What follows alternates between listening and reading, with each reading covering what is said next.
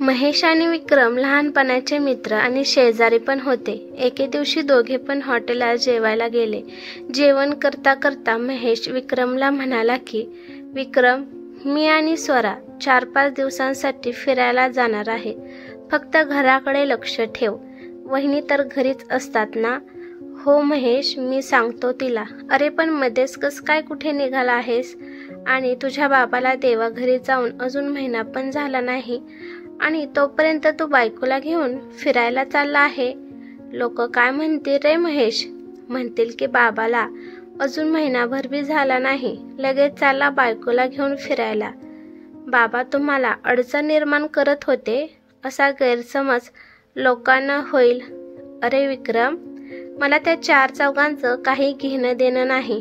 घेणं आहे तर फक्त माझ्या स्वराचं, माझ्या बायकोचं. तसं भी खूप दिवस झाले ती कुठे बाहेर फिरायला गेली पण नाही, म्हणून मी विचार केला की जरा गोव्याला फिरून यावं. पण अचानक तुझं कसं काय ठरलं हे मला अजून काय कळालं नाही बघ. अरे झालं असं की बाबाच्या आजारपणात स्वराची खूप ओढाताण झाली रे. सतत त्यांचं औषध पाणी, पथ्य पाणी, माणसांचं येणं जाणं फार करावं लागलं तिला. अरे नुसता पैसा असल्यामुळे होत नाही. माणसाला जीव देण्यासाठी सोन्यासारखा माणूस जवळ पाहिजे. सेवा करायची तर माणूस हवं. बाबा गेले आणि पुन्हा नंतर 15 दिवस घर भरलेलं. अरे सगळे पाहुणे येणार, त्यांना कसं काम सांगायचं? त्यामुळे सगळा लोड स्वरावरच पडायचा. खूप थकली रे बाबा बिचारी, पण त्याची मला तक्रार केली नाही. खूप आनंदाने करायची. बाबा गेलेलं दुःख ती बाजूला ठेवून सगळ्यांना मदत करायची. आई होती तेव्हा पण आईने तिला खूप सासरवास केला, पण तरी पण तिने शेवटच्या वेळी आईलाही खूप प्रेमाने सांभाळलं. मी गेल्या जन्मी खूप पुण्य केलं असेल, त्यामुळे स्वरासारखी बायको मला भेटली. तिनं बाबाचं 4 महिने सारं केलं, तर मी तिच्यासाठी 4-5 दिवस देऊ शकत नाही का? आणि दिले तर काय बिघडणार आहे? महेश म्हणाला. विक्रम महेशचं बोलणं खूप मन लावून ऐकत होता. जेवण झालं. संध्याकाळी तो घरी आला. सरस्वती सगळे कामे आवरून पुस्तक वाचत बसली होती. विक्रम घरी गेला, पण त्याच्या डोक्यात महेश जो बोलला तेच विचार घोळू लागले होते.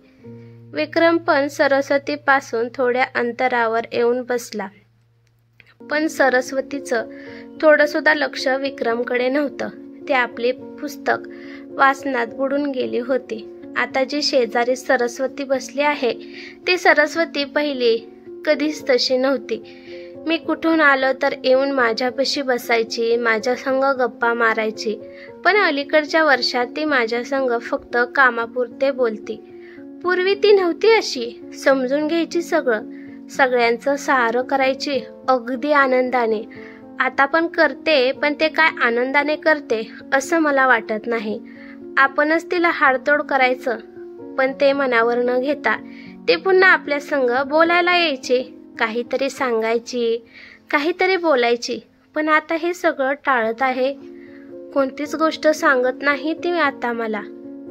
कुठे ना कुठे आपण खूप मोठा गुन्हा केला आहे असं विक्रमला वाटू लागले.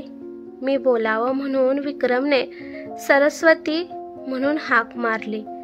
विक्रमने जशी हाक मारली तसं सरस्वतीने पुस्तक साईडला ठेवलं. हा बोला. त्या बोलण्यातील परकेपणा त्याला टोचला थोडासा. मी आणि महेश बाहेर जेवायला गेलतो, तर तो म्हणाला की तो आणि स्वरा 4-5 दिवस बाहेर फिरायला जाणार आहेत, त्यामुळे घराकडे लक्ष द्या असं वहिनीला सांगा, म्हणून मी तुला सांगत आहे. बर, म्हणून सरस्वतीने पुन्हा पुस्तक हातात घेतले. पण तू विचारलं नाही की का जाणार आहे ते 4-5 दिवस बाहेर? माहीत आहे मला.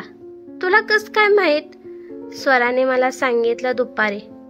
तिच्या सासऱ्यांच्या देखभालीमुळे तिची खूप दमवणूक झाली, म्हणून ती जाणार आहे. चेहऱ्यावर कोणताही एक्सप्रेशन न आणता सरस्वती एका दमात हे सगळं बोलून गेली. परत तिने पुस्तकामध्ये डोकं घातलं आणि विक्रमला फार एकाकी वाटू लागले. गेल्या वर्षीची त्याला सरस्वती आठवली. खूप बोलकी होती. सगळं हौसेने करायची. आईच्या आजारपणात खरोखर शिस्तीने केलं होतं तिने सगळं. आई इतकी रडली होती, सरस्वती मी फार त्रास दिला तुला, पण काही मनात न ठेवता किती प्रेमाने केलंस. तिला आईच्या उषा पायथ्याशी थांबावं लागते. इथे आपल्या नवऱ्याला ती वेळ पण देऊ शकत नव्हती. सतत आईच्या सेवेत असायची. सतत तिला आईच्या उषा पायथ्याशी थांबावं लागायचं. आईच्या औषधाच्या वेळा, जेवणाचं पथ्य, पाणी, येणारी जाणारी माणसे, त्यांचं काही सुद्धा कमी केलं नाही तिने. तिच्या बेडरूममध्ये सुद्धा फार करून जात नव्हती. सतत आईच्या सेवेत होती. 4 दिवस माझी मोठी बहीण म्हणजे सरस्वतीची नणंद आईला भेटण्यासाठी माहेरी आली. ती आली आणि सरस्वतीला जरा आराम भेटला. नणंद चांगल्या मनाची होती. तिला आपल्या वहिनीची धावपळ तिला दिसत होती. सतत आईपाशी असायची. आईमुळे एक बायको म्हणून आपल्या दादाकडे वहिनीचं दुर्लक्ष होत आहे हे तिने ओळखले. तिचं नवऱ्याकडे आणि मुलांकडे जरा दुर्लक्ष होत असे. तिची होणारी चिडचिड हे सगळं तिला दिसत होतं. त्यामुळे ती एक दिवस वहिनीला म्हणाली, वहिनी आता आईला पण थोडं बरं वाटतंय आणि मुलं पण शाळेत जातात. आता मी पण 10-12 दिवस इथेच राहणार आहे. तर मी म्हणते की तू आणि दादा जरा 4-5 दिवस बाहेर फिरून या. वहिनी तुझी पण खूप धावपळ झाली आहे, जरा रिलॅक्स म्हणून जा असं मला वाटतं. अहो ताई कसं होणार, आई आणि मुलं. वहिनी त्याचं टेन्शन तू नको घेऊ, मी आहे ना. मी मुलं आणि आई दोन्हीला पण सांभाळेल. हे ऐकून सरस्वतीच्या डोळ्यात पाणी आले. ती मनात विचार करत होती की किती प्रेमळ माझी नणंद आहे, आपला किती विचार करत आहे. ती बेडरूममध्ये गेली आणि तिने विक्रमला फोन लावला आणि म्हणाली, विक्रम तुम्ही 2-3 दिवस सुट्टी घेऊन या, आपण कुठेतरी फिरायला जाऊ. पण त्यावर तो रागात म्हणाला की बिनकामाचा मला फोन करत जाऊ नको, काम असेल तरच फोन करायचा. हे ऐकून तिचा आनंद उत्साह सगळा निघून गेला. खूप तिला रडायला येत होतं. पण मुलांकडे पाहून ती गप्प बसली आणि स्वयंपाक करायला लागली. संध्याकाळी विक्रम आला. विचारलेल्या प्रश्नाला की आपण फिरायला जाऊ याच्यावर एक शब्द पण विक्रम बोलला नाही. तो सारखा तिला इग्नोर करायचा. ती काय बोलायला गेली तर गप्प बस म्हणून मध्येच तिला टाळायचा. त्यामुळे तो विषय तिने पुन्हा काढलाच नाही. दुसऱ्या दिवशी ताईने विचारले, वहिनी जायचं काय झालं? तर ती हसत म्हणाली की ताई त्यांना सुट्टी नाहीये, खूप कामाचा लोड आहे आणि नंतर कधीतरी जाऊ, असं तिने उत्तर ताईला दिलं. तिला सगळं कळत होतं, पण नवरा बायकोच्या भांडणात न पडलेलंच बरं. त्यामुळे ती काहीच बोलली नाही. पण 2-3 दिवसांनी काहीतरी कारणावरून विक्रम तिच्यावर ओरडला आणि सगळ्यांसमोर म्हणाला, तुला काय गरज आहे का 2-3 दिवस फिरायला जायला? तुला दिसत नाही का आई आजारी आहे म्हणून आणि म्हणते की मला फिरायला जायचं? तुझ्या अंगात खूप मस्ती आली आहे, गप्प बसायचं घरी. हे ऐकून सरस्वतीला खूप दुःख झाले. विक्रमला ते फिरायला जाणं मूर्खपणाचे वाटले. लग्नाला 7 वर्ष झाली आणि सरस्वती बाहेर जाऊ म्हणते. तुला लाज वाटत नाही? 7 वर्ष झालं, तुझं अजून मन भरलं नाही? मग 4 महिन्याने आई गेली. खूप ताण आला होता सरस्वतीवर.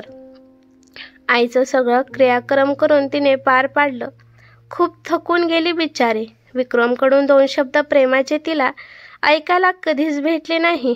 कधी म्हणाला नाही, सरस्वती तू खूप केलं या घरासाठी, माझ्या आईसाठी. पण तो तिला त्याविषयी कधीच बोलणार नाही.